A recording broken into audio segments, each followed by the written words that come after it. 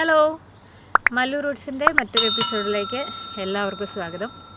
അപ്പോൾ ഇന്നത്തെ വീഡിയോ ശരിക്കും സ്റ്റുഡൻറ്റ് വിസയിൽ സ്വീഡനിലേക്ക് വരാനിരിക്കുന്നവർക്കുള്ളൊരു ചെറിയൊരു അഡ്വൈസ്. ഒരുപാട് പേര് നമ്മളോട് ഇങ്ങനെ ചോദിക്കാറുണ്ട്, സ്റ്റുഡൻറ്റ് വിസയിൽ വന്നു കഴിഞ്ഞാൽ സ്വീഡനിൽ സെറ്റിലാകാൻ പറ്റുമോ, എത്ര സമയം എടുക്കും, അതല്ലെങ്കിൽ സ്വീഡനിൽ നിന്ന് തിരിച്ചു പോകേണ്ട ഒരവസ്ഥ, ജോലിയും കാര്യങ്ങളൊന്നും ഇല്ലാതെ വർക്ക് പെർമിറ്റ് ഒന്നും കിട്ടാതെ തിരിച്ചു പോകേണ്ട ഒരവസ്ഥ ഉണ്ടാകാറുണ്ടോ എന്നിങ്ങനെ ചോദിക്കാറുണ്ട്. നമ്മൾ വന്ന സമയങ്ങളിലൊന്നും അങ്ങനെ അധികം കേട്ടിട്ടില്ല. പക്ഷേ ഇപ്പോൾ ഇവിടുത്തെ റൂള് കാര്യങ്ങളൊക്കെ മാറുന്നതുകൊണ്ടാകാം, അതല്ലെങ്കിൽ ജോലി കാര്യങ്ങളൊന്നും കിട്ടാത്തതുകൊണ്ടാകാം ഒരുപാട് പേര് തിരിച്ചു പോകുന്നുണ്ട്. അപ്പോൾ നിങ്ങൾ അറിഞ്ഞിരിക്കേണ്ട കുറച്ച് കാര്യങ്ങൾ, എങ്ങനെയെങ്കിലും പുറത്ത് എവിടെയെങ്കിലും പോയി രക്ഷപ്പെടണം, അല്ലെങ്കിൽ എന്തെങ്കിലും ജോലി ചെയ്ത് കാര്യങ്ങൾ നടത്തണം, എങ്ങനെയെങ്കിലും ഒരു ജോബ് കണ്ടുപിടിക്കണം, എത്ര കഷ്ടപ്പാടാണെങ്കിലും നിന്ന് പോകാൻ പറ്റും എന്നുള്ളൊരു മനസ്സിൽ വരുന്നവർ തീർച്ചയായിട്ടും ഇവിടെ കണ്ടിന്യൂ ചെയ്ത് പോകുന്നുണ്ട്. നമ്മളിവിടെ ഒരു 4-5-6 വർഷമായിട്ട് ഇവിടെ വരുന്ന സ്റ്റുഡൻസുമായിട്ടൊക്കെ നമുക്ക് കണക്ഷൻസ് ഉണ്ട്.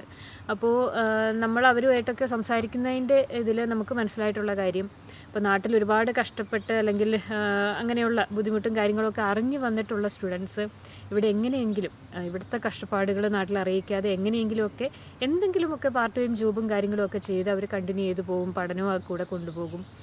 അതുപോലെ ഒരു വർഷം അല്ലെങ്കിൽ 2 വർഷം അല്ലെങ്കിൽ ഒരു വിസ തീരുന്നതിനുള്ളിൽ തന്നെ എന്തെങ്കിലും ജോബ് കാര്യങ്ങളൊക്കെ കണ്ടുപിടിച്ച് വർക്ക് പെർമിറ്റിലേക്ക് ആകാൻ മാക്സിമം നോക്കുന്നുണ്ട്. കഷ്ടപ്പെട്ട് വരുന്നവർ മാത്രമല്ല കേട്ടോ, എല്ലാവരും അങ്ങനെ ഒരു മനസ്സോടെ വരുന്നവർ ഇവിടെ കണ്ടിന്യൂ ചെയ്ത് പോകാനായിട്ട് ശ്രമിക്കുന്നുണ്ട്.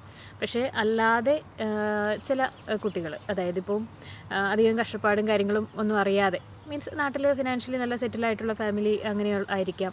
അപ്പോൾ അവർ പഠിക്കുന്ന കാലത്താണെങ്കിലും അല്ലാതെയാണെങ്കിലും ആവശ്യത്തിന് ക്യാഷും കാര്യങ്ങളും എല്ലാം ഉള്ള അങ്ങനെ ഒരു ലൈഫ് ജീവിച്ചിട്ടുള്ളത് കൊണ്ടായിരിക്കാം ഇവിടെ വന്നു കഴിയുമ്പോൾ അവർക്കത് വളരെ ബുദ്ധിമുട്ടായിട്ട് തോന്നാറുണ്ട്. നമ്മളിങ്ങനെ പലരുമായിട്ട് സംസാരിക്കുമ്പോൾ നമുക്ക് തോന്നിയിട്ടുള്ളതാണ് കേട്ടോ. കാരണം അവർക്കൊരു പാർട്ട് ടൈം ജോബിന് പോകാനോ അല്ലെങ്കിൽ അവരുടെ ആ ഒരു ലെവലിലല്ലാത്ത ജോബുകളൊക്കെ ചെയ്യാൻ വളരെ മടിയുള്ള ആൾക്കാർ അല്ലെങ്കിൽ സ്റ്റുഡൻസ് ഉണ്ട്. നമ്മളോട് സംസാരിച്ചിട്ടുള്ള പലരും അങ്ങനെ നമുക്ക് ആ സംസാരത്തിൽ നിന്ന് തോന്നിയിട്ടുണ്ട്. അവർ പ്രതീക്ഷിച്ചു വന്നു, ഇപ്പോൾ ഒരു എഞ്ചിനീയറിംഗ് കഴിഞ്ഞു, ആ ഒരു റിലേറ്റഡ് ജോബാണ് അവർ പ്രതീക്ഷിച്ചേക്കുന്നത്. സോ അത് കിട്ടാത്തത് കൊണ്ട് അവർ ആ 2 ഇയറോളം ജോലി ചെയ്യാതെ വീട്ടിൽ നിന്ന് തന്നെ, നാട്ടിൽ നിന്ന് തന്നെ പൈസ വരുത്തി ഫീസും കാര്യങ്ങളൊക്കെ അടച്ചു പോയി. ദെൻ സ്റ്റേ ബാക്കിലേക്ക് എത്തി. സ്റ്റേ ബാക്കിൻ്റെ ആ ഒരു 1 ഇയർ ടൈമിലും അവർക്ക് ജോബൊന്നും കിട്ടാതെ, സോ അവർക്ക് ഇവിടെ കണ്ടിന്യൂ ചെയ്യാൻ പറ്റാതെ അവർ നാട്ടിട്ട് തിരിച്ചു പോയിട്ടുണ്ട്. പിന്നെ അതുപോലെ മറ്റൊരു കാര്യം, ഇപ്പം നാട്ടിൽ അറിയാമല്ലോ, നമ്മളിപ്പോൾ ഒരു കോളേജ് ലൈഫ് എന്നൊക്കെ പറയുമ്പോൾ വളരെ എൻജോയ് ചെയ്ത് അടിച്ചു പൊളിച്ച് ട്രിപ്പും കാര്യങ്ങളും അങ്ങനെയൊക്കെ ആയിട്ട് വളരെ ഹാപ്പി ആയിട്ടുള്ളൊരു ലൈഫും കാര്യങ്ങളൊക്കെയാണ് നമ്മുടെ നാട്ടിൽ. സ്വീഡനിൽ വരുമ്പോൾ അവർക്ക് ആദ്യം ഉണ്ടാവുന്ന ഒരു പ്രശ്നം എന്ന് പറയുന്നത്, ചിലപ്പോൾ അവരുടെ ഒരു ക്ലാസ്സിൽ അല്ലെങ്കിൽ ആ ഒരു കോളേജിൽ ആ ഒരാൾ മാത്രമായിരിക്കും ഒരു മലയാളിയായിട്ടുണ്ടാവുന്നത്, അല്ലെങ്കിൽ ഒരു ഇന്ത്യൻ ആയിട്ടുണ്ടാവുന്നത്. അത് എല്ലാ യൂണിവേഴ്സിറ്റികളും അല്ല കേട്ടോ. ഇപ്പോൾ നാട്ടിലെ ഏജൻസികളൊക്കെ വഴി വരുന്ന യൂണിവേഴ്സിറ്റിയൊക്കെ ആണെങ്കിൽ നിങ്ങൾ ടെൻഷൻ അടിക്കേണ്ട കാര്യമില്ല. കാരണം നിങ്ങളുടെ ക്ലാസ്സിൽ മൊത്തം മലയാളീസ് ആയിരിക്കും. ഓക്കെ, മലയാളീസോ ഇന്ത്യൻസൊക്കെ ആയിരിക്കും. ഇവിടുത്തെ പല ഉള്ളിലേക്കുള്ളതോ അല്ലെങ്കിൽ കുറച്ച് സിറ്റി സൈഡ് അല്ലാത്ത ഏരിയകളിലൊക്കെ ഉള്ള യൂണിവേഴ്സിറ്റികളിലൊക്കെ നമ്മുടെ ആൾക്കാരൊക്കെ കുറവായിരിക്കും. ഇപ്പോൾ മലയാളികൾ നല്ല പൊതുവെ ഇന്ത്യൻസ് ആണെങ്കിലും കുറവായിരിക്കും. അപ്പോൾ നിങ്ങൾക്ക് ഇവിടെ വന്നു കഴിയുമ്പോൾ ഏറ്റവും കൂടുതൽ ഫീൽ ചെയ്യുന്ന ഒരു കാര്യം, ചിലപ്പോൾ നിങ്ങൾക്കൊരു ഫ്രണ്ട് ഉണ്ടാവില്ല, നിങ്ങൾക്ക് നിങ്ങളുടെ കാര്യങ്ങൾ ഷെയർ ചെയ്യാൻ നമ്മുടെ ഒരു നാട്ടിൽ നിന്നുള്ള ആൾക്കാരോ കാര്യങ്ങളോ ഉണ്ടാവില്ല. നിങ്ങൾക്ക് എന്താ പറയുക, നിങ്ങൾ ഒറ്റപ്പെട്ട ഒരവസ്ഥയായിരിക്കും. ഓക്കെ, ആ യൂണിവേഴ്സിറ്റിയിൽ നിങ്ങളൊരാളായിരിക്കും ചിലപ്പോൾ മലയാളിയായിട്ടുണ്ടാവുക. അപ്പോൾ വളരെ ഒരു ബുദ്ധിമുട്ട് അല്ലെങ്കിൽ ഒരു പ്രത്യേക സിറ്റുവേഷൻ ആയിരിക്കും അത്. ഇപ്പോൾ ഒരു ഡൗട്ടാണെങ്കിൽ തന്നെ, പഠിക്കുന്ന കാര്യത്തിൽ ഒരു ഡൗട്ടാണെങ്കിൽ തന്നെ നമുക്ക് ഷെയർ ചെയ്യാൻ ആരുമില്ല. ഉള്ളത് ചിലപ്പോൾ ക്ലാസ്സിലുള്ളത് വേറെ കൺട്രികളിൽ നിന്നൊക്കെ വന്നേക്കുന്ന ആൾക്കാർ അല്ലെങ്കിൽ സ്വീഡിഷുകാരൊക്കെയാണ്. അപ്പോൾ അറിയാമല്ലോ, ഇപ്പം നമ്മുടെ ഒരു കൾച്ചറുമായിട്ട് ചിലപ്പോൾ അവർക്ക് പറ്റിയെന്ന് വരികയില്ല, നമ്മൾ ഉദ്ദേശിക്കുന്ന പോലെ ഒരു ഫ്രണ്ട്ഷിപ്പും കാര്യങ്ങളും അവരുമായിട്ട് മെയിൻറ്റെയിൻ ചെയ്യാനും പറ്റിയെന്ന് വരില്ല. അപ്പോൾ ഒരുപാട് പേർക്ക് അങ്ങനത്തെ ഒരു ബുദ്ധിമുട്ടുകൾ ഉണ്ടാവാറുണ്ട്. സോ അങ്ങനെ ചില സ്റ്റുഡൻസ് അങ്ങനെ തിരിച്ചു പോയവരുണ്ട്. അതായത് അവർക്കൊട്ടും അഡ്ജസ്റ്റ് ചെയ്യാൻ പറ്റാതെ 6 മാസം അല്ലെങ്കിൽ 1 വർഷത്തിനുള്ളിലൊക്കെ കോഴ്സും കാര്യങ്ങളും ഒക്കെ ഡ്രോപ്പ് ചെയ്ത് നാട്ടിലേക്ക് തിരിച്ചു പോകുന്നവരുണ്ട്. ഓക്കെ, അപ്പം ഞാൻ പറഞ്ഞു വന്നത്, വരുമ്പോൾ അങ്ങനെയുള്ള പ്രശ്നങ്ങളെല്ലാം ഉണ്ടായിരിക്കും. അപ്പോൾ നിങ്ങൾ വരുമ്പോൾ നിങ്ങളുടെ മൈൻഡിലുള്ളത് ചിലപ്പോൾ ഈ സിനിമയിലൊക്കെ കാണുന്ന പോലെ യൂണിവേഴ്സിറ്റി ഭയങ്കര അടിപൊളിയായിട്ട് അല്ലെങ്കിൽ ക്ലാസ് നിറച്ച് സ്റ്റുഡൻസും എൻജോയ് ചെയ്ത് അങ്ങനത്തെ ഒരു ഇതായിരിക്കാം നാട്ടിൽ നിന്ന് വരുമ്പോൾ ഉള്ള എല്ലാവരുടെയും മനസ്സിൽ. അപ്പോൾ അത് ഉണ്ട്, ഇല്ലയെന്ന് പറയുന്നില്ല. പക്ഷെ അത് എല്ലാ ക്ലാസ്സിലും അല്ലെങ്കിൽ എല്ലാ യൂണിവേഴ്സിറ്റികളിലും അങ്ങനെ ആയിരിക്കുകയില്ല. ഓക്കെ, അപ്പോൾ അതിൻ്റേതായ ബുദ്ധിമുട്ടുകളുണ്ടായിരിക്കും. നിങ്ങളതെല്ലാം ഒറ്റയ്ക്ക് മാനേജ് ചെയ്യാനായിട്ട് പഠിക്കണം. അപ്പോൾ അതൊരു മെയിൻ പ്രശ്നമാണ്. കാരണം നമ്മൾ നാട്ടിലാകുമ്പോൾ നമുക്ക് ചുറ്റും നമ്മുടെ പേരൻസും റിലേറ്റീവ്സും സിബ്ലിങ്സും ഒക്കെ ഉണ്ട്, നമുക്ക് ഹെൽപ്പ് ചെയ്യാനും എന്ത് കാര്യങ്ങൾ ഷെയർ ചെയ്യാനും ഫ്രണ്ട്സും കാര്യങ്ങളൊക്കെ ഉണ്ട്. അപ്പോൾ പെട്ടെന്ന് നമ്മൾ ഇങ്ങനെ ഒരു സ്ഥലത്തേക്ക് വരുമ്പോൾ ഒരാളോട് ഒന്നും ഷെയർ ചെയ്യാനില്ല, അല്ലെങ്കിൽ ഒരു ഹെൽപ്പിന് ആരും ഇല്ലാതെയൊക്കെ ആകുമ്പോൾ ഒരുപാട് പേർക്ക് ഒരുപാട് ബുദ്ധിമുട്ടുകൾ കാര്യങ്ങൾ വരുന്നുമുണ്ട്. പിന്നെ വേറൊരു റീസൺ, അതായത് വേറെ ചില റീസൺ കൊണ്ട് ഇവിടുന്ന് തിരിച്ചു പോകുന്നവർ, അത് മെയിനായിട്ട് വരുന്നത് ഇപ്പം പുറത്ത്, നമുക്ക് ഇന്ത്യക്ക് പുറത്ത് ജോലി ചെയ്യുന്നവരൊക്കെ ഫാമിലിയായിട്ട് അല്ലെങ്കിൽ വർഷങ്ങളായിട്ട് ഇന്ത്യക്ക് പുറത്ത്, ഇപ്പം എന്താ പറയുക, മിഡിൽ ഈസ്റ്റിലോ അല്ലെങ്കിൽ സിംഗപ്പൂർ, അങ്ങനെ മലേഷ്യ, അങ്ങനെയൊക്കെ സ്ഥലങ്ങളിൽ വർഷങ്ങളായിട്ട് വർക്ക് ചെയ്യുന്നവർ, നല്ല ജോബിൽ നല്ല സാലറിയിലൊക്കെ ഇരിക്കുന്നവർ ഒരു ചേഞ്ച് എന്നുള്ള രീതിയിൽ സ്വീഡൻ അല്ലെങ്കിൽ ഇങ്ങനെയുള്ള യൂറോപ്യൻ കൺട്രികളിൽ എവിടെയെങ്കിലും സെറ്റിലാകാം എന്നുള്ളതിൽ സ്റ്റുഡൻറ്റ് വിസയൊക്കെ എടുത്ത് വരുന്നവരുണ്ട് സ്വീഡനിലേക്ക്. അപ്പോൾ ഇങ്ങനെ വരുന്ന ചില ആൾക്കാരും ഇവിടുന്ന് തിരിച്ചു പോകാറുണ്ട്. ഓക്കെ, അപ്പോൾ അതാണ് ഞാൻ പറഞ്ഞു വരുന്നത്. കാരണം ഞാൻ ഈ പറഞ്ഞതുപോലെ വർഷങ്ങളായിട്ട് പുറത്ത് ജോലി ചെയ്തു നല്ല വെൽ സെറ്റിൽഡ് ആയിട്ട് ഉള്ള ആൾക്കാരായിരിക്കാം, പക്ഷേ അവർക്ക് ഫാമിലിയായിട്ട് ജീവിക്കാനുള്ള ഒരു ആഗ്രഹം കൊണ്ടായിരിക്കാം ചിലപ്പോൾ അവർ സ്വീഡനിലേക്ക് വരുന്നത്. അപ്പോൾ ഇവിടെ വന്നു കഴിയുമ്പോൾ ഇവിടുത്തെ ഒരു അവസ്ഥ എന്ന് പറയുന്നത് നമ്മൾ ഒന്നേന്ന് തുടങ്ങുകയാണ്. ഇപ്പോൾ നമ്മൾ 10 വർഷം അല്ല 15 വർഷം വർക്ക് ചെയ്തുകൊണ്ടിരിക്കുന്ന ഒരാൾ സ്വീഡനിലേക്ക് വരുമ്പോൾ അത് ഒരു സ്റ്റുഡൻ്റായി മാറി. ഓക്കെ, അപ്പോൾ ഒരാൾ പഠിക്കുന്നു, സ്പൗസ് വിസയിൽ വന്ന ആൾ ജോലികൾക്ക് വേണ്ടി, കാരണം ഇത്രയും വർഷത്തെ ജോലി ചെയ്തുകൊണ്ടിരുന്ന ഒരാൾ ഇവിടെ വന്ന് ജോലികൾക്ക് വേണ്ടി നടക്കുകയാണ്.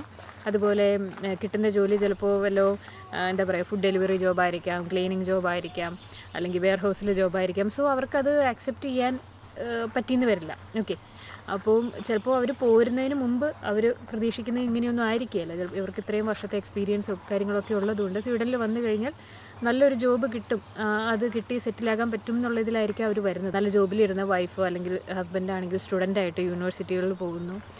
കുട്ടികളുടെ കാര്യത്തിലാണെങ്കിലും കുട്ടികളെ ഈ സ്നോയിലും കാര്യങ്ങളും ഇതൊക്കെ ഉള്ളപ്പോൾ സ്കൂളിൽ കൊണ്ടുവിടാൻ ബുദ്ധിമുട്ട്, ബസ് കയറി സ്കൂളിൽ പോകണം, ട്രെയിൻ കയറി പോകണം. കാരണം അവരൊരു എന്താ പറയുക, വർഷങ്ങളായിട്ട് വെൽ സെറ്റിൽഡ് ആയിട്ട് ജീവിച്ചു പോകുന്നവരായിരിക്കാം.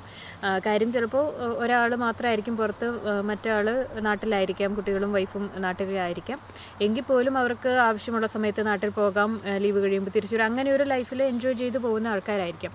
പക്ഷേ ഒന്നിച്ച് ജീവിക്കാനുള്ള ഒരു ഇൻട്രസ്റ്റിൻ്റെ പുറത്ത്, മീൻസ് ഫാമിലിയായിട്ട് സെറ്റിലാവുക എന്നുള്ളൊരു താല്പര്യത്തിൻ്റെ പുറത്തായിരിക്കാം അവർ ചിലപ്പോൾ സ്വീഡനിലേക്ക് വരുന്നത്.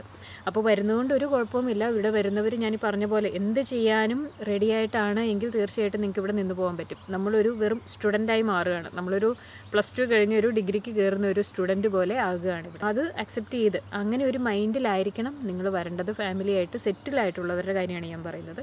ഇപ്പോൾ എങ്ങനെയെങ്കിലും പോയി പുറത്ത് പോയി ഫാമിലിയായിട്ട് ജീവിക്കുക, അല്ലെങ്കിൽ എന്ത് ജോലിയും ചെയ്ത് എത്ര കഷ്ടപ്പാടാണെങ്കിലും ജീവിച്ചു പോകുക എന്നാണെങ്കിൽ തീർച്ചയായിട്ടും നിങ്ങൾക്ക് വരാം. ഓക്കെ, നിങ്ങൾക്കൊരു 1 ഇയറിലേക്കെങ്കിലും നിൽക്കാനുള്ള ഫണ്ടും കാര്യങ്ങളും ഒക്കെ നിങ്ങളുടെ കയ്യിലുണ്ടെങ്കിൽ തീർച്ചയായിട്ടും നിങ്ങൾക്ക് സ്വീഡൻ സെലക്ട് ചെയ്യാം. നിങ്ങൾക്ക് ഫാമിലിയായിട്ട് നല്ലൊരു ലൈഫ് ഇവിടെ കണ്ടിന്യൂ ചെയ്ത് പോകാൻ പറ്റും. ഇവിടെ വന്നു കഴിഞ്ഞാൽ ഒന്നിന്ന് തുടങ്ങുകയാണ്. ജോബ് സൈറ്റുകളിലെല്ലാം രജിസ്റ്റർ ചെയ്ത് ജോലി അന്വേഷിച്ച് നടക്കണം. പുറത്തിറങ്ങുമ്പോഴാണേലും കാണുന്ന ഷോപ്പുകളിലും അല്ലെങ്കിൽ റെസ്റ്റോറൻറ്റുകളിലും അങ്ങനെയുള്ള എല്ലാ സ്ഥലങ്ങളിലും ജോലി കാര്യങ്ങൾ അന്വേഷിച്ച് നടന്ന് നിങ്ങൾക്ക് അവർ തരുന്ന ഒരു സാലറി കാര്യങ്ങൾ അത് മാത്രമേ ഉണ്ടാവത്തുള്ളൂ. ഓക്കെ, പിന്നെ നിങ്ങളുടെ കഴിവ് പോലെ ഇരിക്കും. ഈ സ്വീഡിഷ് എന്ന് പറയുന്നത് എല്ലാവർക്കും ബാധകമാണ്. എല്ലാ ഫീൽഡിലും ഇവിടെ ഇപ്പോൾ സ്വീഡിഷ് ചോദിക്കുന്നുണ്ട്. സ്വീഡിഷ് ഫ്ലുവൻ്റ് ആയിരിക്കണം, അല്ലെങ്കിൽ ഒരു ബേസിക് എങ്കിലും അറിഞ്ഞിരിക്കണം എന്നുണ്ട്. IT-കാർക്ക് വലിയ പ്രശ്നങ്ങളില്ല, പക്ഷേ അത് എല്ലാ കമ്പനിയൊന്നും അക്സെപ്റ്റ് ചെയ്യുന്നില്ല. ഇവിടെ വരാനിരിക്കുന്നവർ സ്വീഡിഷും കൂടെ പഠിക്കാനുള്ള ഒരു മനസ്സ് കാണിക്കുക. അത് നിങ്ങൾക്കൊരു ബേസിക് എങ്കിലും പഠിച്ചെടുത്താൽ മാത്രമേ നിങ്ങൾക്കൊന്ന് സെറ്റിലാവാൻ പറ്റുള്ളൂ. പിന്നെ ഞാൻ ഈ പറഞ്ഞ പോലെ നിങ്ങൾ വരുമ്പോൾ നിങ്ങൾ വലിയൊരു ജോബ് കാര്യങ്ങൾ പ്രതീക്ഷിക്കരുത്, ഭയങ്കര അടിപൊളിയായിട്ടുള്ളൊരു ലൈഫ് പ്രതീക്ഷിക്കരുത്. അതെല്ലാം കിട്ടും കുറച്ച് കഴിഞ്ഞാൽ മാത്രം. ഓക്കെ, 1 വർഷമോ 2 വർഷമോ നിങ്ങൾ മാക്സിമം കഷ്ടപ്പെട്ടാൽ മാത്രമേ ഈ പറയുന്ന രീതിയിലുള്ള ഒരു ലൈഫും കാര്യങ്ങളും നിങ്ങൾക്ക് കിട്ടുകയുള്ളൂ.